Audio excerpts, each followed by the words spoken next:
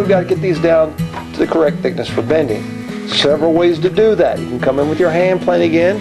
What I'm going to use is a scraper. Now, to show you how to use the scraper properly, I got to show you how to set it up, which means to sharpen it. So I'll show you how to sharpen it, how to use it. And if you did it right, this is going to be a fantastic tool for you to use throughout the build. I'm going to show you several different ways that I've bent sides over the years. Then I'll show you the way that I'm going to use to bend sides for this video. And I'm going to feather it back up in here a little bit, because now it's got quite a large taper to it. Also notice that I have on my... So let's talk a little bit about kerfing. There's a couple different types. One is reverse kerfing, and one is normal kerfing. And rather than keep going here and blowing out this edge, I'm going to turn this around. On my guitars, here's what I have discovered. Here's what I have noticed as a performer, as a player. I like to position my sound ports in the upper bout, just forward of the waist. I hold it up here, it doesn't really resonate. But if I find that correct area there we go, now it's starting to resonate. Now this back is already starting to sound musical in my opinion. It doesn't sound like a bench. What I want to hear though, instead of hearing the same musical tone if I tap over each brace, what I want to hear. So here is our thickness and braced soundboard. Let's talk about all of the braces and what they do.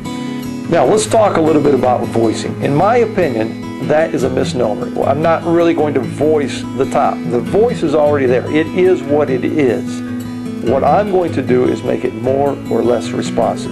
I'm going to help it become the best it can be. So what I'm going to do is start shaving some braces in some certain areas. This is way over braced. Very thick, very tall braces. Even though we pre-shaped and did a lot of work beforehand, there's still a lot of work to do. So what I'm going to do over the course of the next few minutes here is show you how to what I do to get the most out of this top. So let's start by listening to it. All of the braces are on. Let's just start by listening and see what we got.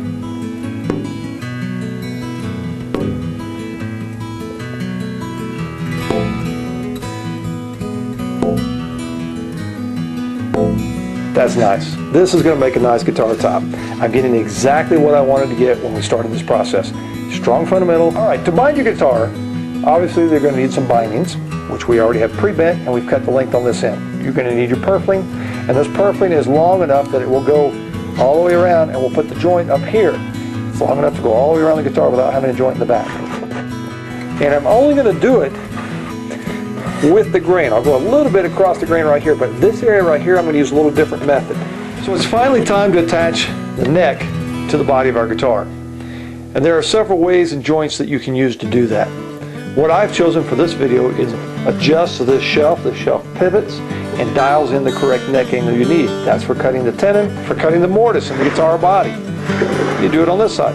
Place the guitar body in there, clamp it off, come in, use this to cut the mortise. Throughout this video I've been talking about the correct neck angle and the correct gap back here. Now I talked about placing a straight edge across the neck when we set it, and the reason for that is with my fretboard, and these are some important measurements, with my fretboard with no frets installed, if I place a straight edge along there and extend it out here to the saddle location, I want about, so when placing my straight edge on here, down the center I'm okay. But if I put it over on this side or on this side, I'm seeing daylight here and here, which means this is high.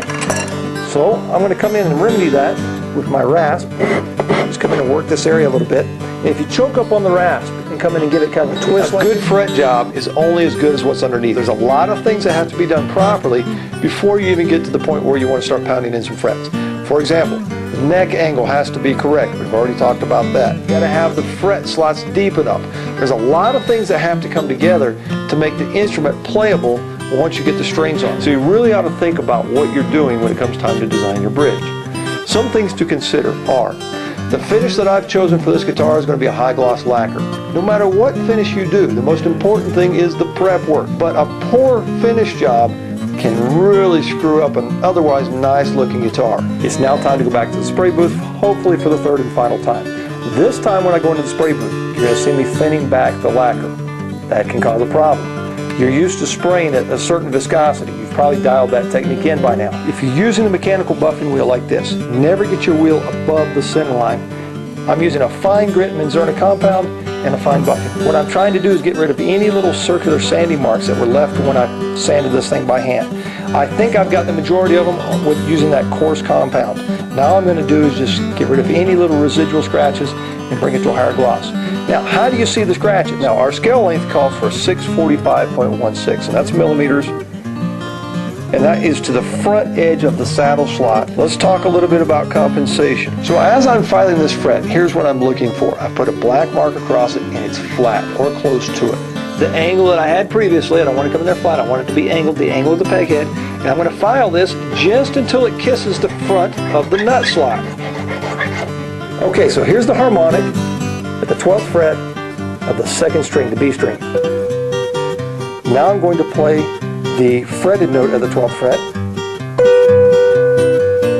and I'm also getting a good solid B. If it goes sharp, you already know what to do. Once we have the strings on the guitar, here's what I like to do. I like to play up the fretboard on each string and listen for buzzing. I like to also feel the neck, feel the action.